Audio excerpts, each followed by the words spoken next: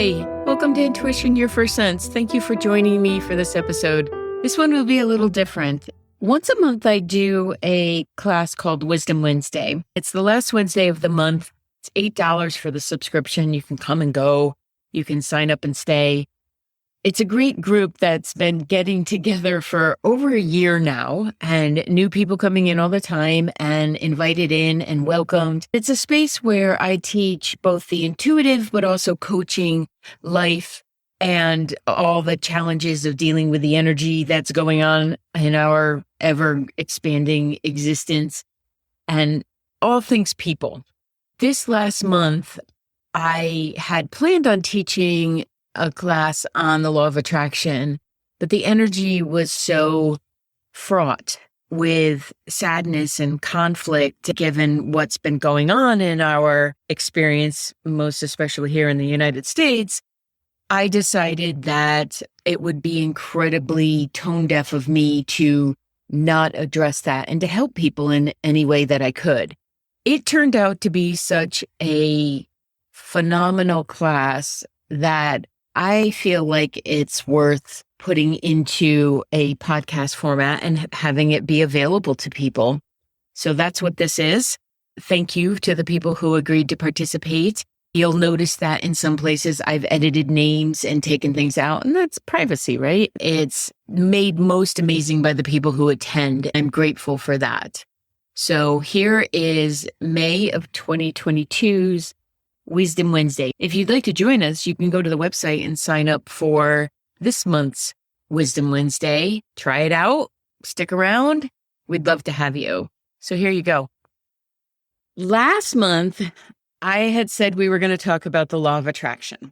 And we are going to cover a little bit of that simply because it exists in all areas of our life. But I was grappling with this because it just didn't feel right.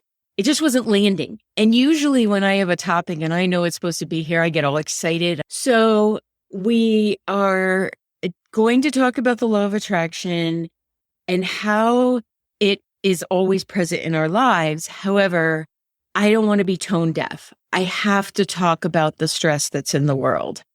I have to talk about the energy that we're all feeling and the massive amount of overwhelm that can bring and how to maybe process that in our truest form. I don't actually believe we ever achieve a best form of self.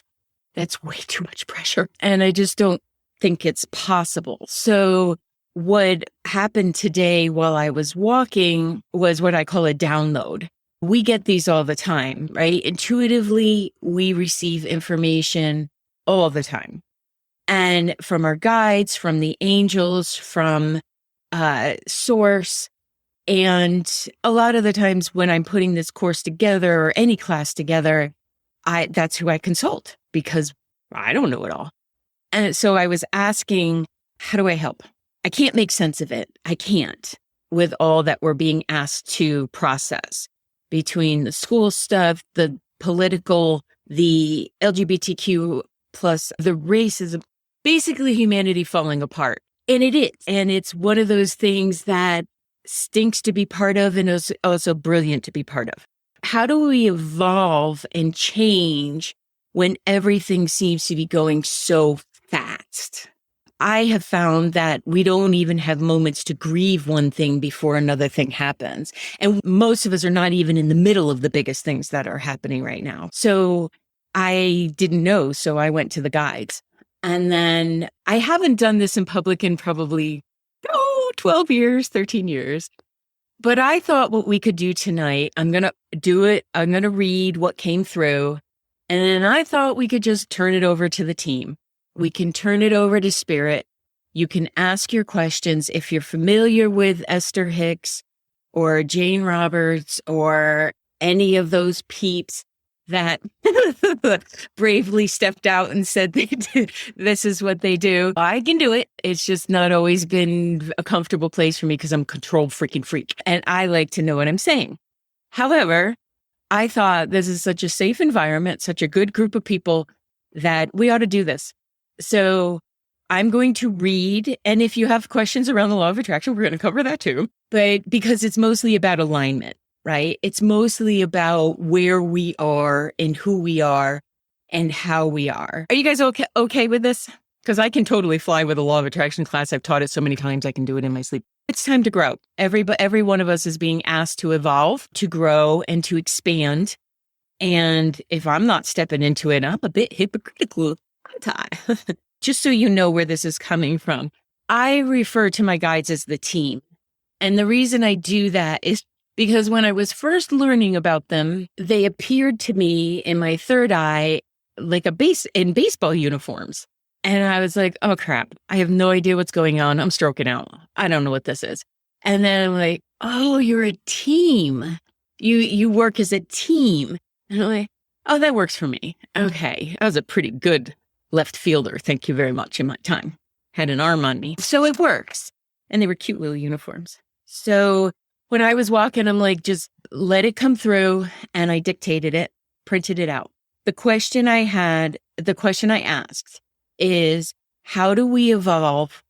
And actually, how do we stay upright when so much is changing and there's so much pain and there's so much sadness, especially as empathic beings? So here's what they had to say. Okay. And I actually stopped the download because I wanted it to be present with you guys. So you could totally put them on hold. They don't care. Hold that thought. I'll be back in 2 hours. Okay, I haven't read this yet. So let's see what this is. Okay, first to acknowledge the speed at which things are moving and to recognize that your human brain cannot possibly go that fast or process many bits of information that are currently flying at you. Although it is a computer, it is not meant to be in such overwhelmed place all the time. There's a lack of understanding in the human population that just because you're awake, as in not sleeping, or in spiritually aware, does not mean that you have to always be inputting information and trying to make sense of it. This is the greatest challenge of humans, and they try to make sense of everything, and that is also not possible. The atrocities that you are seeing in your news and how people are acting will likely never make sense to you. If you feel and acknowledge the pain others are going through and would never inflict that on another, those that are creating these atrocities are without that feeling and that capacity to empathize. Judging them is not going to help, but understanding that you are not them is helpful. One way that you can evolve is to actually see the difference between another's choices, perceptions, actions, and appreciate that if you can see the dichotomy, and even if you can be offended or frustrated by it, you are evolving. You will never be stagnant in your evolution unless you become so self-involved that you believe another's actions are a reflection on you. It is missed in the teaching in the world of spirituality that we are all one. We are not, you are not. Each soul comes in for the individual process and evolves at different levels, and it's in recognizing that separation that you can actually connect, because then there's no comparison and there's no feeling of shame for what another might be doing. You will likely still feel hurt and you will still acknowledge the egregious behaviors of others. But as soon as you can separate yourself from that as a member of the human species, then you will begin to be able to help. So yes, all of this stuff is going on, and we are going to feel it. And if you are feeling it, you're already evolving up, okay? You're already expanding, growing, activating that compassionate part of you. So what I get from this as the human who has to now hear it is that it's not for us to join in the judgment and in the bashing. That does not mean approving. Do not mix my words up here. It does not mean you're okay with bad things happening. It does not mean it's fine for this stuff to be going on. It means that you're able to see the difference so you don't join in the shame of being a human, because we can't afford that right now. We have to be able to stand in our power, in our light, and in our love of humanity to be able to help. So when you're grappling with how could another being do this? How could anyone take it out on children in any context? Like, how could anybody do that? It's really worth acknowledging the fact that you would not and being grateful for yourself for that too. And I know at the same time, you're going through the pain of maybe you guys had to drop kiddos off today. Maybe you had to be in that fear. If we stuff those emotions, your own evolution will stop because you'll get stuck and you won't be able to help. We won't be able to help because I know I'm capable of that too, getting caught in the pain of something rather than acknowledging that's a percentage and we have to be in charge of where our love goes. Any questions about the process, about what I said, or in what you're dealing with? I really want this to be a place where we can bring whatever comfort that I can tonight. I have not been able to watch any of the coverage. Can't do it yet. However, I can't be ignorant to the fact that it's going on. And we often hear, especially if you're in any of the spiritual teachings, love and light, love and light, love and light. To me, sometimes that's very much along the lines of, my prayers are with you.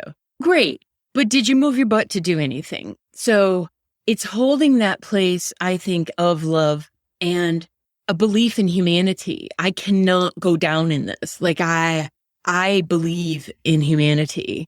And if there's a percentage of them that are shitheads, I know all souls come in loving. All souls come in loving. So whatever actions they're taking won't let it pull me out of that belief. Any questions or Barb?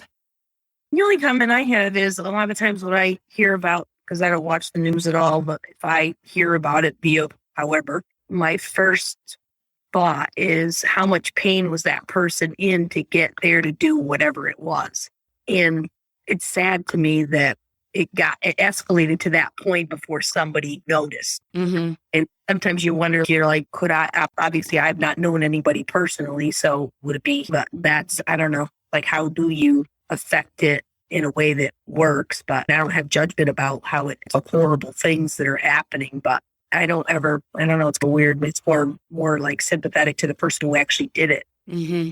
Like how awful is that to be there, to be able to act on whatever it was. Mm-hmm. And I think that level of empathy that we extend to all beings is necessary along with a righteous anger and allowing that feeling to come up, because a lot of the times poor behavior can be excused because of what someone went through. So that is the challenge, isn't it? And we're here to merge all parts of us, to be the soul that's empathic, but also be wise and hopefully be that person who's looking around us to say, this is an issue. Has anybody checked in on this person, and be willing to say something? So in some regards, these situations are also call to actions, I think, for us, and be willing to be embarrassed if you were wrong, because the safety of all is important. And I do think of that. I think of the pain.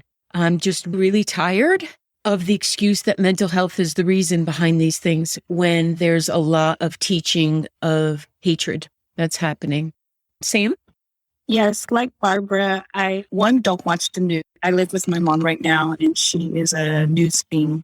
So I'm in earshot, or she'll come and say, OMG. Nothing surprises me anymore, because I'm well aware of the hate that's in a lot of people's hearts. I see it at work. I see it at the grocery store. It's everywhere. And you're right. It's not just a mental health issue. So mental health is not it's not the thing that's exacerbating it's not the reason people are committing such violence. It's a lot of hate. Mm-hmm. And then you have people with baseline psychopathology, they're pathological. Exactly. Not taking care of their, business. Because again, we work with people that are pathological. Sometimes we're related to them. And then related to them. So I work in the field of mental health, so I have a lot of exposure, and I am no longer surprised at all by anything. So I don't have that home alone reaction to anything. Any and everybody's capable of any and everything to me. That includes my mom, my 6-year-old niece. I'm laughing because everybody and anybody's capable, including myself. Because it starts with you.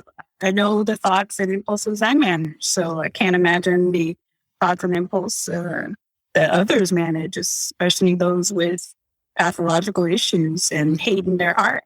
Mm-hmm. But I do have the capacity to empathize with, like Barbara said, the pain they must have been in. But I have the episodes of being in a lot of pain, and I have yet to pick up whatever it is and go slay the people that are the target of my pain. And thank you. That's part of being aware, self-aware. I think a lot of the times there can be a passiveness in those that study energy or are consciousness study or love everyone. And I don't want to sound like a hard ass here, but to be the most aligned human and elevate your own wiring and your own resonance, right? Your frequency goes up. The more love, the more light, the more hope. My shirt I wore today, you can't really say it, but it says more hope, more humanity, more acceptance, and more love. And my mantra for this. So I want to support you in knowing where that is within yourself, so that when things like this happen, or within your own family, your day was crappy, because it's not just about global stuff. It's about the stuff that happens internally, to be able to be centered but I think aware that of what's going on in our world is being a good soul. Michelle? I think I agree with Barb. That's one of my first thoughts as well is, how did this person end up in this much pain? But opposite of that, a couple things. I go from being just incredibly sad, like heartbroken, and then so pissed that, and I don't want to get into politics, but things that the world has let things get to this point. And that's what I really struggle with is like, how do you balance the anger with the positivity, the putting out the right type of energy, all of that? Okay. You don't, because when you have the concept of balance, something always loses, right? If you say, I need to balance my life, my home life, my work life, something always gets out of whack, because you can't be over here and have that not falter a little bit. So I wouldn't balance it. I would integrate it. I would be conscious of my anger, my pain, and like I said earlier, righteous. If you're someone who understands that it's not okay to treat somebody else like shit, it's okay to be angry that somebody else treated somebody like shit. This passiveness of love everything is annoying. So there's a blend of it where you recognize that, like the team said, that action that's going on, I did not do, I did not create, because I think there's a tendency for us as humans to take on what another one did because we're so comparison based. And that I wouldn't do that. They did that, but there's still a shame factor in there that a fellow human did that. So if you can separate out energies, first of all, being able to separate energy is brilliant, but integrate your feelings with your desire to help. Okay. So let that anger come up. Let the frustration go out. There's a reason slam balls exist. I own 3. They work so well for releasing energy. So you'll let that emotion flow through you so it doesn't get stuck. So it doesn't become a fight with your partner or cycling into a depressive state. You don't pay attention to anger, you could toilet bowl it. And then you do something about it. I reached out to 3 delegates today to say, what do I do? I don't know what to do. Don't put me on the phone banks. I talk too much. What do I do? How do I help? Where do I donate? Because as humans, we're action-oriented beings. And the feeling of helplessness or hopelessness or don't know what to do with it is because you didn't act on something. You didn't do something with your energy. And also, I think recognizing that, hang on, incoming, along with the stepping out of the shame thing is it's not up to you to fix it. We can be components of the healing, of the raising of the vibration. So Vicky's challenge to you would be, what raises your vibration? What helps you to feel that you validated your emotions, that you heard yourself? If you don't hear the pain and the suffering and stuff, your energy field will. It like sogs in. It's almost, if you hear that though, it dissipates because we are an integration of our soul self and our physical self. And the separation thing, I think, is what separates people and why they can do what they. Okay. I tend to empathize too much with the people who survived the incident and the pain they feel. I usually avoid any and all conversations when horrible things happen. It's the too much that I think you're referring to that I want to respond to, because a level of empathizing is who you are. And we don't want to change anybody. Usually avoid any and all conversations when horrible things happen. You might be a 7 on the Enneagram. So if you could separate out the energy again, that's what's experienced. This will not make you a detached, unfeeling being. This is going to make you someone who can connect at such a loving level when we create space between us and other people. It allows you to be there fully authentically with other people, but you have to separate from that pain. Like you have to let it be over there, almost existing over there, to know what yours is. So in this situation, if somebody wants to talk about it, or Sam, your mom's got the OMG thing going and you're feeling slimed by the energy, you don't have to say anything out loud. You can, as they're blah, blah, blah, talking, separate your energy from them. Now, I have a rule with all the people in my life.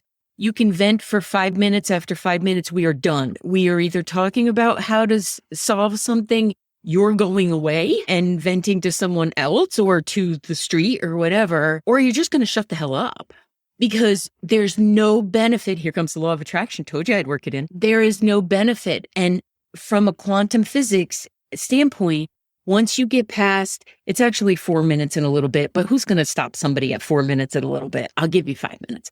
That it starts to shift to manifesting. So think about that in your own life.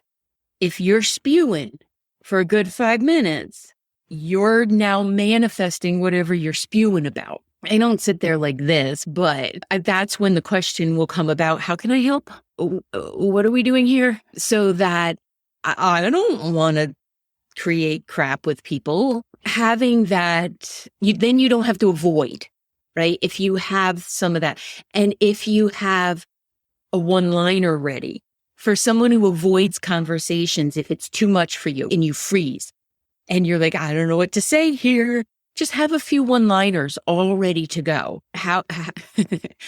Well, if you're someone like me, it ends up being, how is this helping? Or you can, but if you want to be a little bit more kind about it, you can be like, this sounds like it really hurts you. How can I help you? Like, how can I help you in this situation? Where's this pain coming from? Because if it didn't happen to them, it's something going on within them, right? Now, the other part of that is being so empathic that you're allowing it in. So you might have to ask yourself, where are my boundaries? Like, where are my energy boundaries in this? Because we are not here to be taken out by every little thing that happens or every big thing that happens. There's an app for that. I created an app for developing intuition. I created an app that will help you connect with community. And I created an app where you can take courses at your own leisure and then attend live events with myself and the rest of the amazing people that are connecting within the Vicky B app. You can find this app in Google Play. You can find it in the Apple Store as well. I do hope that you head on over there, download it. Yes, there are in-app purchases, but there's also plenty of content that is complimentary. Thank you so much for being interested in this, and I hope to see you within the app. And you got your hand up there? There you go. I'm sorry. I guess when I was talking to you before, I was feeling like, how do we evolve? How do we That's not evolving. That would be staying still. And I need to be able to, I feel like we do need to be able to keep going when I see the rest of the world around me going back, and mind judging it as going backwards, regressing, doing things that 50 years ago, there was a change made, and now the change is not happening again. And then the other piece of that is my daughter's baby boy, who's 10 weeks old, is unbelievably alert, just wide-eyed and aware of his surroundings and looks beyond me. Doesn't look at me, but looks beyond me and sees all whatever it is that I've got going on around me and laughs and giggles. And I'm thinking the new little ones coming into the world are so much, probably more equipped to handle this than I am. But that's just, anyway, that was my question, was how it was being able to handle it. And I think you were addressing that. Yeah, it's not evolving to avoid the going on of the world. We must be educated about what's happening in the world. That's how we got here. The majority of people put their head in the sand and overtrusted. And that's not okay. We are where we are, and we're intelligent, and we have to be the leaders. Now, you can lead with energy. You can lead with your action. You can lead with your heart if you'd like. And in that, though, combining everything to know what resonates for you. So your point of, I don't want to associate with these people. If we meet, that's fine. But by putting up that judgment of who they are and a blanket judgment, because you've met a couple, that is how we get here. That's the separation that's not good. Separating of energy is good. Separating of people and not being open until someone shows you who they are, not so great. And it's not evolving because we actually don't evolve from unicorn farts and rainbows. We evolve from that conflict, from that challenge that happens, because it asks of us to rise up, to raise our vibration. So the more that we can acknowledge that and stop making such a big freaking deal out of it and be like, yeah, life happens. And how I respond to it is up to me. Let's see. So what does alignment even mean to you? Another word thrown out there, but really stinking important right now, especially if we want to help energetically shift some of the shit shows that are going on. Apologies to the newer people. I use language. You should know that all right off the bat anyway. What does alignment mean to you? Like when somebody says, be in alignment, what does that even mean to you? Do you know? It's a trick question because alignment is different for everybody, which is why I used you. Is that a hand up? So when metaphors help me, I don't know if they're metaphors, but comparisons, life imitating life. So when I think of aligning, let's say the tires of my car, the car performs so much better. Mm-hmm. So that kind of helps me check myself very quickly. It's something as quick as that.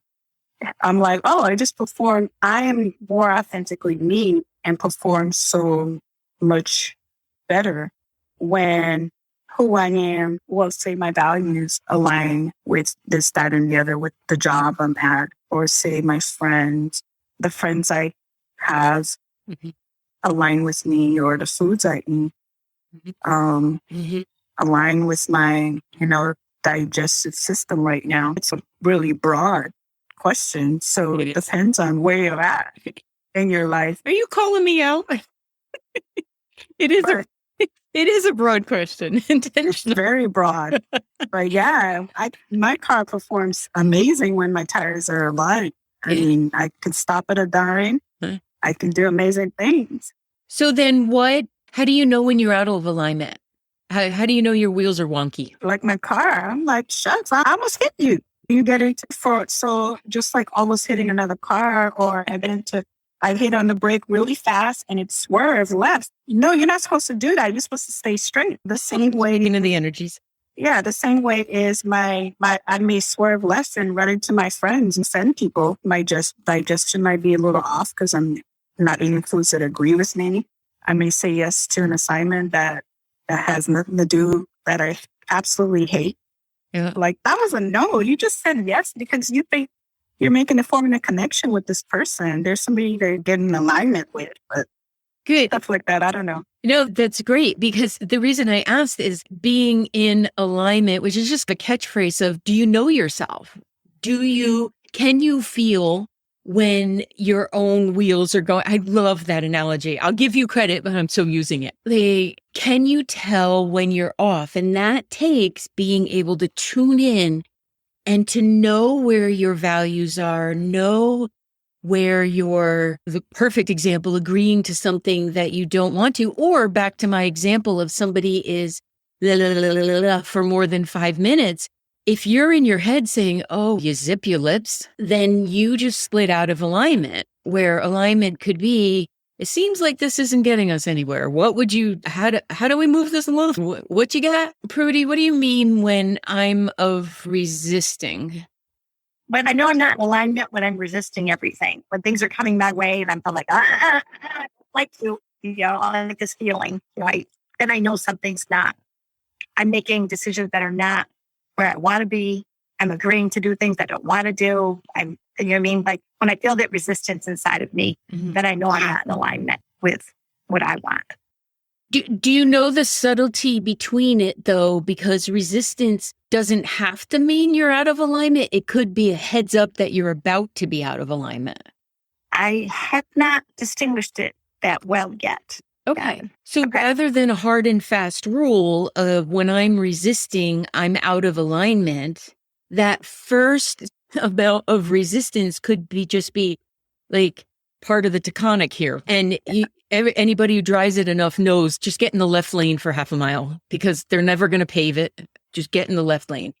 So that little bit of resistance could just be letting you know that something's coming up that could send you out of alignment. Could be a pothole ahead. Yeah. Sticking with the car analogy. Okay. That's a great question. Yeah, thanks. Cool. Because the reason I bring the alignment up is one person mostly lined up. We can't 100% be there. It's not possible, because remember that helping us grow. One person there is so powerful in this world of energy that we have that it really can affect change. So if you're not someone who wants to be in the middle of a protest or who wants to volunteer somewhere, sit your butt in your favorite chair and get there and send love out through your heart. Send a feeling of peace. Don't go for healing. When you send an energy of healing, you're actually focusing on what's not healed. Okay? So go for the filler up method. If you're focusing on this needs to be healed, you're focusing on what's wrong. So be aware of it, but then fill that bucket up somehow and do it energetically. And when we're paying attention to our energy field, and when you're paying attention to what works for you and what doesn't work for you, you're a force. You're a powerful force. And we need that. We need people to stop saying love and light and actually freaking send some light. Don't give me lip service. I need you out there shining your little Care Bear hearts out. And along the lines of the healing thing, because it applies to us as well as our world, not just the United States, but our world. It's not about being the best version of ourselves. And I might be saying things you guys already know, but I feel like it's worth repeating. It's about loving the version we're in right now. Right? We tend to say that will be the best case scenario, or I'll be happy when. But if you really want to work with energy and the law of attraction and all of that within your heart, within your energy field, within your humanity, it is about loving and accepting where we are right now and then reaching for that higher vibration. Reach for it. Like big stretch. You ever do that when the dog or cat stretch and you're obligated to say, oh, big stretch when they do it? That's what we're doing now. We're doing big stretches, reaching for that higher vibration, that higher frequency. So you got to take care of yourself in order to do that. So if the chaos that's happening right now is pushing us to take care of ourselves, if you want to be a beacon of hope and help, the best version doesn't exist. Does anybody have a question for the team? Yeah, I really struggle. So I'm a mom. I have 2 little kids. Yeah. And this is obviously the recent events have very much affected me. I'm sorry. I'm just really having a hard time personally trying to let go of the fear. I am so freaking scared. And I don't know. I know I have no control over a lot of the future. We can all do our action parts and do as much as we can. But just as a mom, I'm just having a really hard time with the fear of the unknown, the fear of what the hell is going to happen? Where are we going to be 5-10 years from now? If this has been the track record for the last 5 to 10 years, is it going to get worse? Like when then I reach this, I don't know. I guess I'm just having a hard time even knowing what to do with that emotional state. And then also just how do you let go of that fear? Or maybe you don't. How do I just separate it so I can live a normal life? I don't think you let go of the awareness. Like there's a difference between being aware and being smart about the state of the world and being fearful about the state of our world and surroundings. Every one of us faces the fear of the unknown every day. You didn't know what this afternoon was going to be. Sometimes I feel like there's such a weight on that statement of, and we use certain phrases and then they get to be really heavy. So the fear of the unknown or fear of out of your control, the direction of humanity, I can't tell you to not feel that. That would be mean. But I feel like in that dialogue with the fear, with that feeling within you, I think it's important to say, like this is part of the SEALs train, Navy SEALs. One of their questions is, what am I in control of right now? And the rest of it they let go, which is why they're so stinking brave, I think, because they're like, what can I control right now? And the rest of it I can't. Okay, let it go. I will respond to whatever happens. I think it's important to feel out, like, is this only your fear that you're carrying, or are you like layered up with other people's stuff? And that would be the separation, right? You just get your bubble and ask for other people's stuff to be released. Those who are raising children now have so much more information thrown at you in real time that the rest of us did not. So I've thought about this and also felt like it's a blessing too. And maybe that can help to shift, because can be powerful manifestors of change because you have the information, but how much information is too much, you'll have to determine for yourself.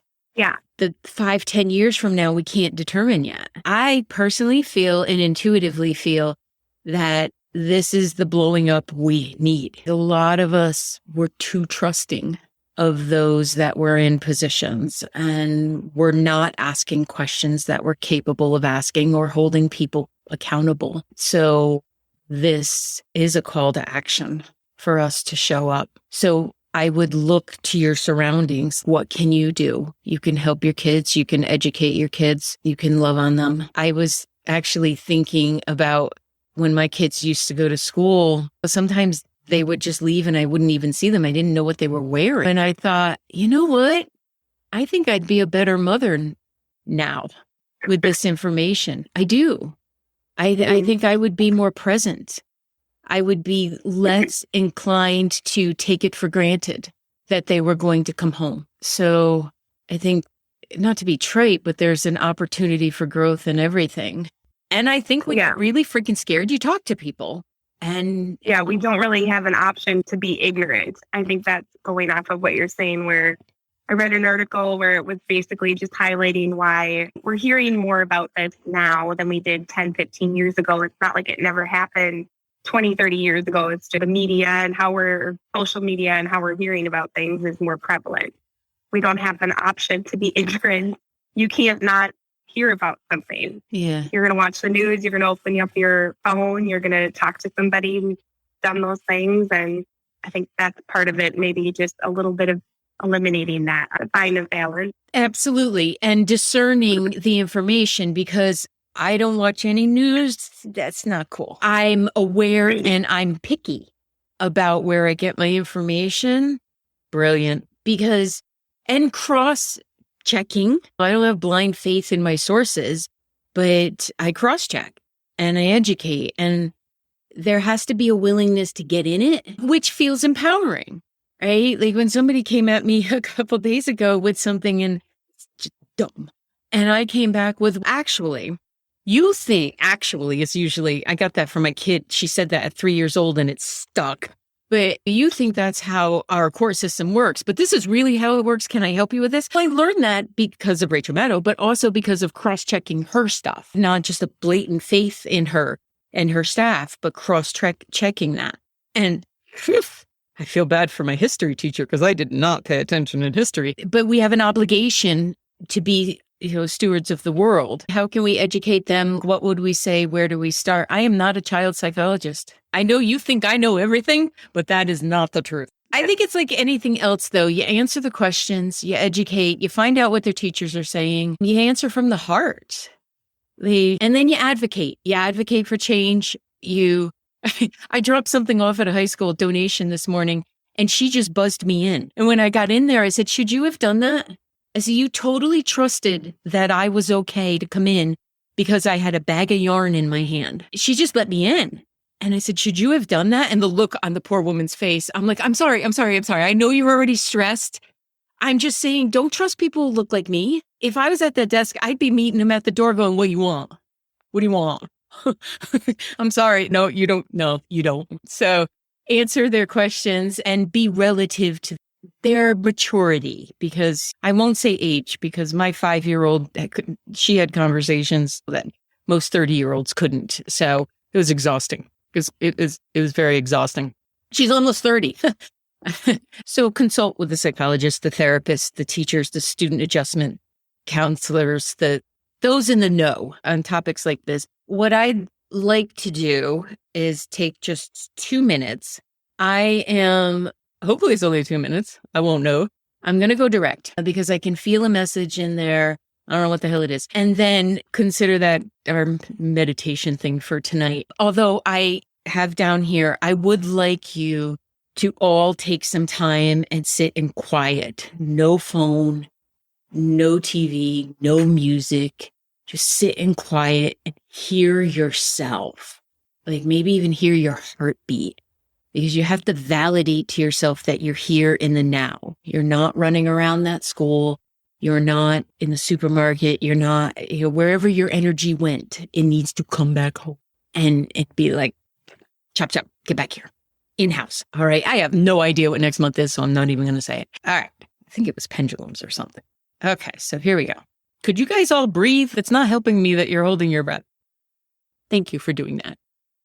This is an especially trying time that you are all experiencing. They are all trying. Every time that has ever been part of humanity is trying. Every experience that humans have lived through was trying. It was difficult. It's challenging. It's part of the design. It's part of the process to allow you to expand beyond where you even think is possible, where you could dream up, because you can't dream that big. You are in physical vessel. We ask you to expand your knowledge and expand your heart and expand your willingness to be uncomfortable at times.